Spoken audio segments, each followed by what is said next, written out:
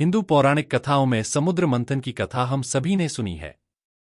इस कथा में बताया गया है कि एक समय देवताओं और दानवों ने मिलकर मंदरांचल पर्वत और वासुकी नाग की मदद से समुद्र मंथन किया।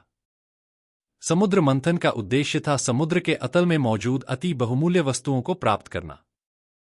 पौराणिक कथा के अनुसार समुद्र मंथन से 14 बहुमूल्य रत्न निकले थे, जिनमें से एक था ऐरावत हाथी।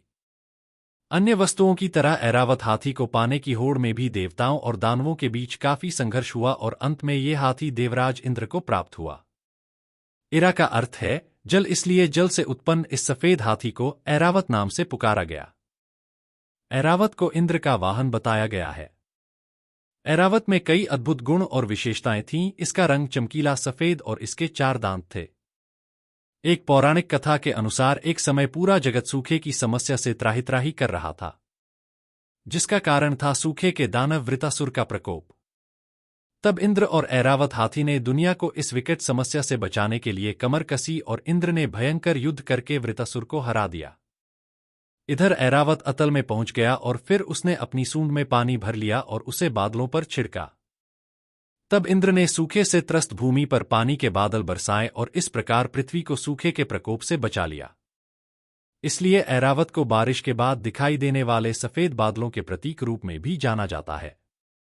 ऐरावत हाथी की गुणों के बारे में एक और कथा है जो महाभारत काल से जुड़ी है। इस कथा के अनुसार एक बार ऋषि वेदव्यास जी हस्तिनापुर आए। महाराज धृतराष्ट्र ने राजसी ठाठ बाट के साथ उनका स्वागत किया।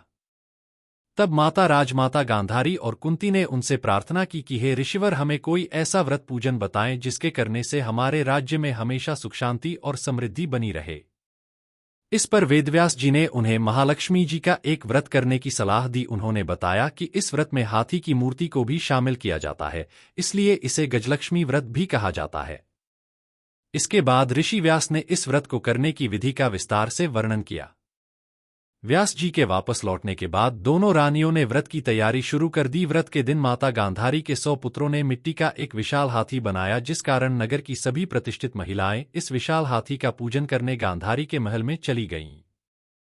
इस प्रकार कुंती के यहाँ कोई भी महिला पूजन के लिए नहीं आई, जिससे उन्हें गहरी निराशा हुई। जब 5 पांडवों ने अपनी मां की इस उदासी का कारण जाना तो अर्जुन ने कुंती से कहा, आप चिंता ना करें माता, आप नगर में बुलावा लगवाकर कहलवा दें कि हमारे यहाँ मिट्टी के हाथी की नहीं बल्कि साक्षात स्वर्ग से आए ऐरावत हाथी का पूजन होगा। इसके बाद अर्जुन ने अपने बाण के बल पर स्वर्ग से ऐरावत हाथी को बुलवा लिया।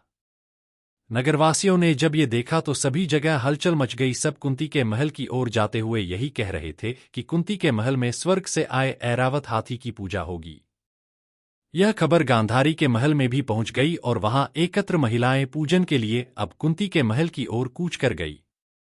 कुछ ही देर बाद कुंती का सारा महल खचाखच भर गया और फिर राज्य पुरोहित द्वारा सफेद ऐरावत की पीठ पर महालक्ष्मी जी की मूर्ति स्थापित की गई और वेद मंत्रोच्चारण से उनका पूजन किया गया। साक्षात ऐरावत पर विराजमान लक्ष्मी जी का यह भव्य पूजन देखकर नगरवासी हर्षोल्लास से झूम उठे। पूजन के बाद अगले दिन प्रातः लक्ष्मी जी की मूर्ति को जल में विसर्जन कर ऐरावत को वापस इंद्रलोक भेज दिया गया। इस प्रकार हिंदू धर्म कथाओं में ऐरावत हाथी का विशेष महत्व है। पौराणिक पात्र ऐरावत की तरह है, सामान्य हाथी प्रजाति के प्राणी में भी अनेकों असाधारण गुण होते हैं। हाथी एक सामाजिक प्राणी है और इस प्रजाति को दुनिया की सबसे अधिक बुद्धिमान प्रजातियों में से एक माना जाता है। हाथी के मस्तिष्क का आकार सभी जीवों से बड़ा है। संरचना और जटिलता के आधार पर हाथी का मस्तिष्क मनुष्य के मस्तिष्क से समानता रखता है। हाथी के अंदर सीखने की कला अद्भुत है। इसके अलावा विभिन्न कलाओं और खेलों में भी हाथी को कारनामे करते हुए देखा जा सकता है। हाथी मनुष्य का मित्र है और इसे सदियों से राजसी ठाठ बाट में शामिल किया जाता रहा है। इसके अलावा युद्ध से लेकर शाही बारात और जुलूसों में भी मानव समाज हाथी को अपने साथ रखता है। इस प्रकार हमें पौराणिक महत्व रखने वाली इस शानदार हाथी प्रजाति का संरक्षण करना चाहिए। जहां कहीं भी इनका शोषण होते दिखाई दे वहां इसके खिलाफ आवाज उठानी चाहिए।